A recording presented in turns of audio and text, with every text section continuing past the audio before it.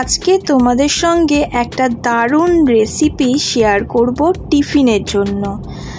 আমার গেটআপ দেখেই নিশ্চয়ই বুঝতে পারছো কি বানাতে চলেছি। হ্যাঁ, আজকে বানাবো হচ্ছে ঝালমুড়ি। ঝালমুড়ি বানাতে অনেকেই পারো, আমি কিভাবে ঝালমুড়িটা বানাই সেটা তোমাদের সঙ্গে শেয়ার করছি।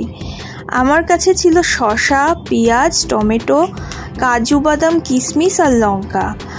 পেঁয়াজ নিয়েছি একটা মিডিয়াম সাইজের, শসা নিয়েছিলাম 1.5খানার মতন, আর টমেটো হাফ, আর লঙ্কা নিয়েছি পরিমাণ মতন, আমার 3টে লঙ্কা আমি নিয়েছি। আর চানাচুর নিয়েছিলাম প্রায় 150 গ্রামের মতন।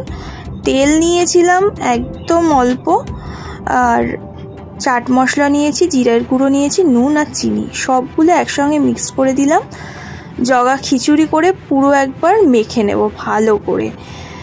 তারপরেই কিন্তু তৈরি হয়ে যাবে খুব স্বাদের এই জিনিসটা, টক ঝাল মিষ্টি ঝালমুড়ি।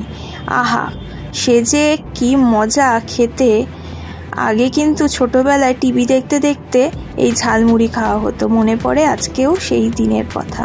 যাই হোক, তৈরি হয়ে গেছে ঝালমুড়ি। তোমরা খেয়ে নাও এবার, আমিও খেয়ে নিই। দেখা হচ্ছে নেক্সট ব্লগে।